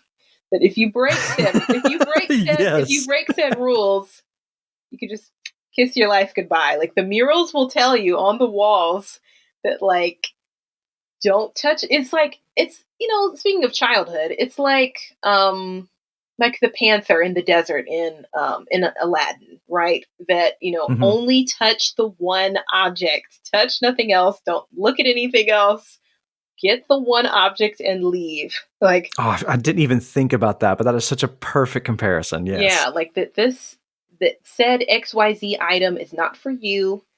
Get the magic trinket and leave. Like, there's so many horror story or horror fairy tales that are operating at that level where children have to survive some enchanted place, or let's say, for example, Hansel and Gretel, for example, the fairy tale where they're starving, they need help. Suddenly a magical place appears that's just made out of food, And all their favorite food, too. Right. And the horror element is there. So we know that story. Like, this is operating in, like, I even thought of, like, upon rewatch, I thought of, like, if you've ever seen Return to Oz from the 1980s. It's been a while. Yeah, from the 1980s, how we have Princess Mombi, who seems to be this kind figure, or like the fact that she's supposed to go to this place and get a magical item or whatever, and is sidetracked on the quest. And we find out that, like, Princess Mombi's not all that she appears, that she, like the Pale Man, is this horror creature, from, like, our deepest, like, imaginations. But, the fact that the Pale Man is this, he's a dichotomous kind of figure, right? That he is a entity that is so thin and skinny that actually his flesh is hanging off of just his bones at the same time. But the fact that he's a entity that devours, persons that don't adhere to the rules or pass the test in the correct way. It's very interesting that they decided to go with an inverted element of the horror being this, well, I don't want to say sightless, but, like, the eyes not being in the traditional place that you think they are, that the body. He's very skewed vision. I guess is a good way to put it. Yeah, because he's never looking in a very straightforward way. He's very singularly visioned. Right. And it's one of those elements, it's like a 50-50. Like, has the Pale Man always existed? Or is he a creature that was, like, damned to this place, like, to be the Pale Man for, like, all time? It's kind of one of those things, like, when you really kind of maybe even get into the lore, if you were to, I don't know, just be talking about it laissez-faire, there's just so much with each creature, and especially, like, with the Pale Man, the fact that it's one of these gorgeous horror set pieces that just kind of lets your imagination, like, run wild about, like, well, why is this thing here?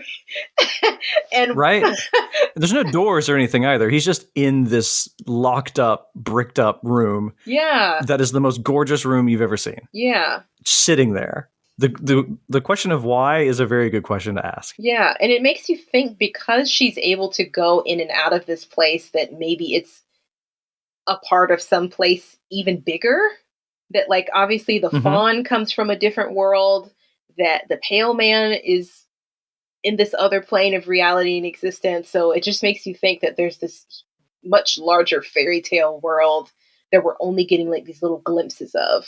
That we're only kind of getting like a peek behind the curtain at, and then it's just like, okay, too scary, like close the curtain back Enough of up. that. Yeah, like that's enough. That's enough. Like just enough of it. Yeah. like the genuine moment that it's wild. I was more afraid for Ophelia with the Pale Man than I was with Captain Vidal, because I knew, like, we were just aware of like the loose cannon that Captain Vidal was, but like something about having a child chased by a monster, I don't know what it is. It just kind of flips some kind of primordial switch, like in our brains, that like, Yeah.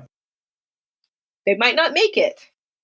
Yeah, exactly. Did you also feel that after the Pale Man scene, Vidal became much more terrifying to you in relation to Ophelia? Because for me, it's kind of like a foreshadowing. Up until that point, Vidal is a horrifying, murderous individual, but he's never abusive to Ophelia, apart from those little things that we're used to kind of shrugging off. He's just a grumpy dude who doesn't like girls.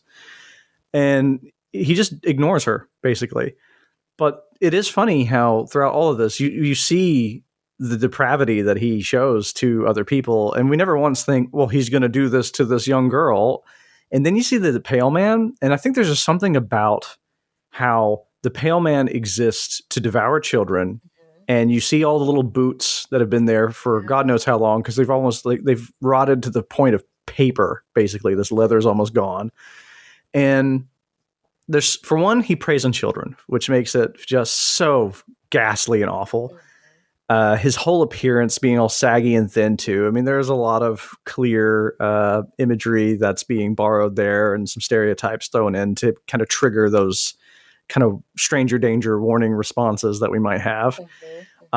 He literally only has eyes for children, because only when the children eat the food does he actually see anything in the world around him. So he only sees his victims. And after that, I suddenly started to fear the only other figure in the film that is like him. And that's because the film, Del Toro, so you talked about the dichotomy of the Pale Man. The dichotomy that I also saw on a filmmaking level with this is the color palettes that he uses are quite interesting. How everything's warm and cozy around the wrong people. The Pale Man's got the banquet. It's all kind of warm browns and golden colors. And you have the same at the dinner spread with Vidal just the night before. I always got a little maybe I just never dropped that feeling, but yeah, Vidal, and he does ramp up and he does eventually turn on Ophelia, but the ending becomes a little less surprising to me just because of the inclusion of the Pale Man. That it's interesting that you brought that up as far as Vidal becoming even more terrifying. I actually thought of the opposite. Because of the different things that Ophelia had already witnessed, experienced, seen, the tests that she'd undergone, from the fawn, that even just him, testing, her will, testing her strength, testing Right.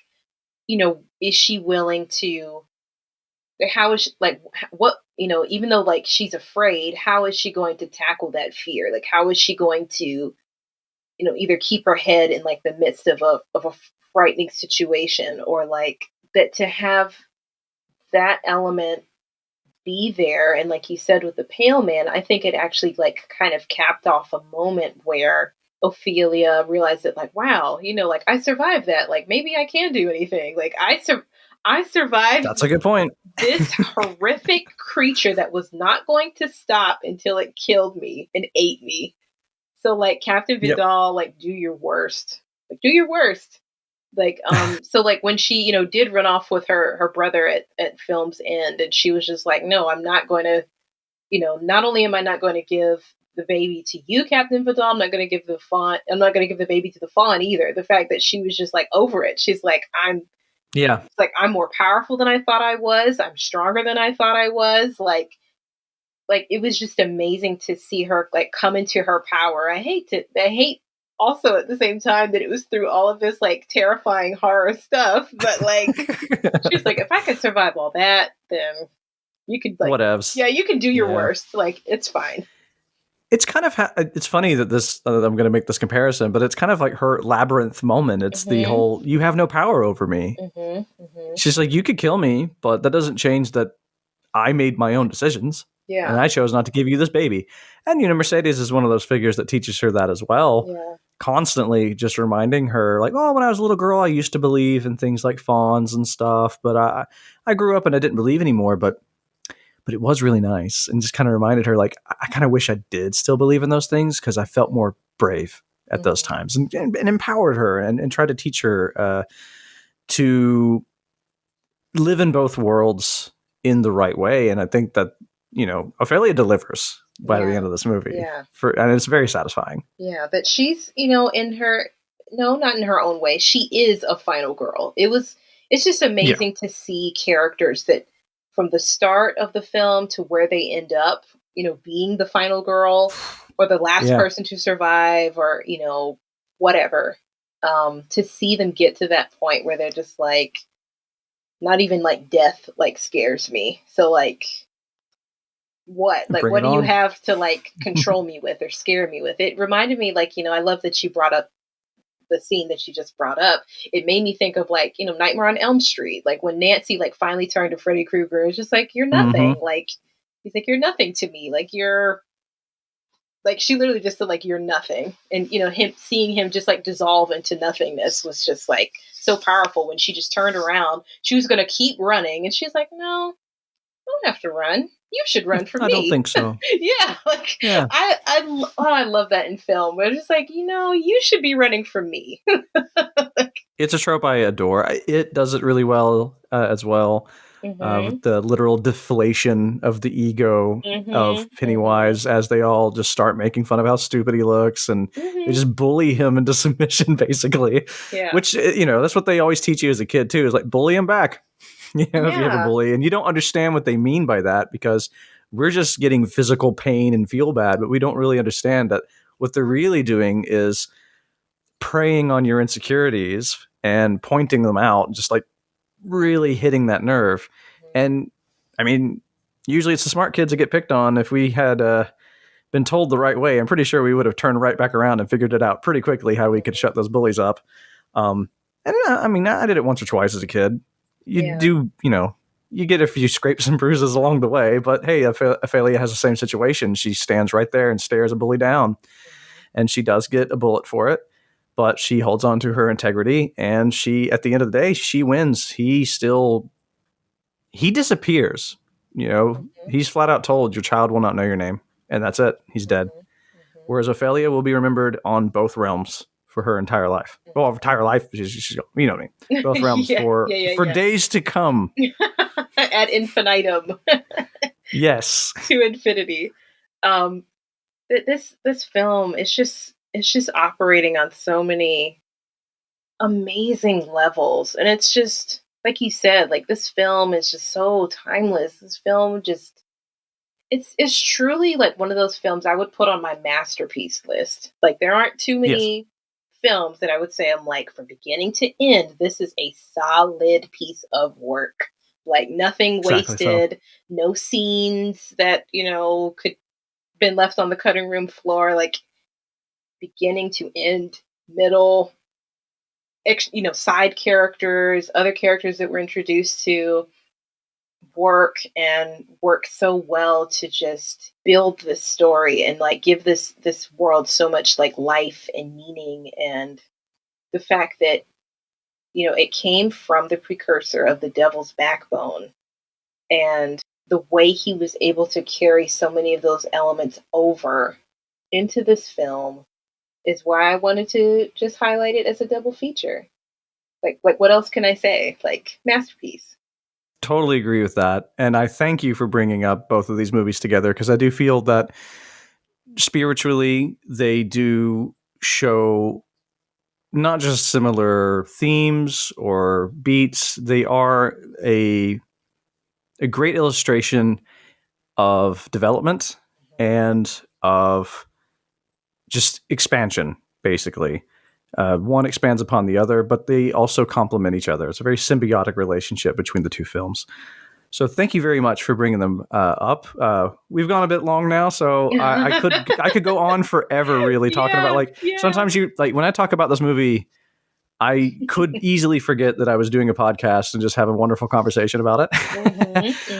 But I think we've given it a good time for two films, and so. There are other elements, of course, we could talk about that maybe we can bring you back one day and talk either about another film or just keep going with this one because there's also music and the way. Well, we talked a little bit about the colors, but there's also so much to unpack with his color palettes and stuff. But for now, we're going to wrap up. So let's go through all of the final plugs real quick. So this podcast is a part of the Anatomy of a Scream Pod Squad. Be sure to follow the Anatomy of a Scream podcast page on your preferred podcast platform to check out more introspective, semi-academic, and fun podcasts, including Bodies of Horror, hosted by Nicole Goebel, The Scream Teens, hosted by Gory Corey and Lena, and much more. You can find more info at anatomyofascream.wordpress.com. And if you're interested in more of my musings on beauty in horror or just horror in general, you can follow me on Twitter at _Shockaholic, and you can find my written work at Ghoulish Media and Morbidly Beautiful. I want to thank Dani again for bringing these wonderful films to the table. Where can the people find you, and is there anything in particular that you would like to plug? Make sure to follow me on Twitter at the Dani Bethea, TheDaniBethea. You can also find not all of my work because I have bylines like all over the internet. But a good place where my work is housed. You can find me on Twitter or you can find me on my Medium page, DaniBethea, medium.com. You can just. It's wild. I'm at that place now where I'm sure you're the same, Chandler. You could just Google your name and you just show up on the internet. So you can literally kind of just Google my name and Dani Bethea and horror, and you'll be amazed what comes up because I've done writing, podcasts, and panel events, and so I've got a lot of stuff out there for you to chew on. I guess if I want to plug anything, be sure to check out We Are Horror magazine, where Chandler has written for us before. Yes. We're so delighted to have his contribution. So be sure to check out We Are Horror magazine. We are about to debut the Undead issue. It'll be our 5th issue. So be sure to check out our magazine. And we also have a Patreon. We have all kinds of really cool stuff written by some amazing people there as well. So a lot of people that we can't fit into the magazine, we like to highlight them on our Patreon. Pitch to us anytime. Not anytime, but We Are Horror magazine. We try to even sometimes take random pitches in the midst of us making the magazine. So, if you have time, pitch to us and we may consider featuring your piece. And I guess that's all I really want to plug. I write for so many different people. So if you're on Twitter, follow the different places that I write for and go from there. Do it. If Dani's attached to it, then it's got some quality on there at the very least. I can say that, I've had a wonderful time working with you on pieces, and on top of that, I'm just a big fan of your work. So extra plug there. Check out Dani's work and support anybody who supports Dani, because that's a good thing you can do. And also thank you, dear listener, for joining us and talking about the beauty that lurks within the horror.